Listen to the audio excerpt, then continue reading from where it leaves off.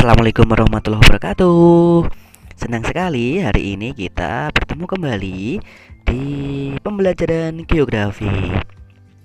Nah, pada kesempatan hari ini kita akan belajar bareng mengenai persebaran flora dan fauna. Nah, pada materi hari ini kita akan belajar faktor apa saja yang mempengaruhi persebaran flora dan fauna. Kadang kita berpikir, mengapa flora dan fauna tersebar berbeda di permukaan bumi? Antara setiap benua memiliki hewan yang berbeda-beda. Jawabannya adalah ada beberapa faktor yang mempengaruhi persebaran flora dan fauna di permukaan bumi. Yang pertama adalah faktor klimatik, yaitu kondisi iklim di tempat flora dan fauna itu tumbuh. Kemudian yang kedua adalah faktor edafik, yaitu faktor tanah yang ditempati oleh hewan dan tumbuhan. Yang ketiga adalah faktor fisiografis, yaitu faktor morfologi atau bentuk bumi yang ditempati oleh hewan dan tumbuhan. Yang keempat adalah faktor biotik, yaitu faktor yang dipengaruhi oleh manusia, hewan, dan tumbuhan. Nah, kita bahas satu persatu. Yang pertama adalah faktor klimatik, yaitu setiap iklim yang berbeda-beda akan memiliki tumbuhan dan hewan juga yang berbeda-beda. Sebagai contoh, di daerah kutub, di daerah Arktik, yaitu didominasi oleh tumbuhan tundra. Kemudian di daerah subarktik itu didominasi oleh tumbuhan taiga. Kemudian di daerah iklim sedang sering ditumbuhi oleh tumbuhan padang pasir. Kemudian di daerah tropis didominasi oleh tumbuhan-tumbuhan hutan hujan tropis. Kemudian kita bahas yang berikutnya mengenai faktor klimatik. Salah satunya adalah kelembaban udara.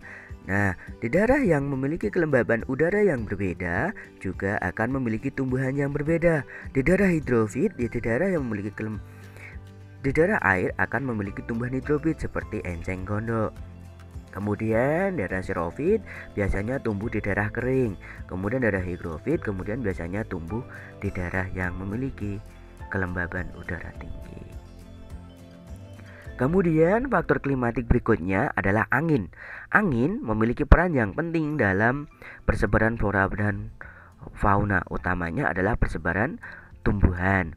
Banyak tumbuhan yang tersebar karena terbawa oleh angin. Kemudian faktor klimatik berikutnya adalah curah hujan. Nah, curah hujan ini di setiap daerah akan memiliki tumbuhan yang berbeda-beda. Misalnya, di daerah tundra yang memiliki curah hujan kurang dari 250 mm akan memiliki tumbuhan-tumbuhan khas tundra. Misalnya, tumbuhan di daerah sabana itu memiliki curah hujan antara 200 sampai dengan 1000 mm. Nah, kemudian faktor yang berikutnya adalah faktor edafik. Faktor edafik ini terkait dengan kondisi tanah. Setiap jenis tanah memiliki kandungan yang berbeda-beda, memiliki sifat yang berbeda-beda sehingga akan ditinggali oleh hewan dan tumbuhan yang berbeda pula. Faktor berikutnya adalah faktor fisiografis, yaitu ketinggian tempat yang berbeda-beda akan memiliki tumbuhan yang berbeda-beda. Ketinggian tempat akan menghambat persebaran flora dan fauna. Hal ini berkaitan dengan suhu, kondisi, topografi lereng, serta sinar matahari. Kemudian yang berikutnya adalah faktor biotik, yaitu faktor yang dipengaruhi oleh manusia, hewan, dan tumbuhan. Tumbuhan yang memiliki daya adaptasi kuat akan menghambat tumbuhan lain yang memiliki daya adaptasi yang lemah sehingga mendominasi pada suatu wilayah tertentu. Kemudian organisme cacing juga dapat menyuburkan tanah sehingga mempengaruhi jenis tumbuhan yang hidup di daerah tertentu. Kemudian berikutnya, manusia juga membudidayakan tanaman sehingga mempengaruhi jenis tanaman yang hidup. Demikian pemaparan materi kali ini. Mudah-mudahan bermanfaat. Belajar geografi itu menyenangkan.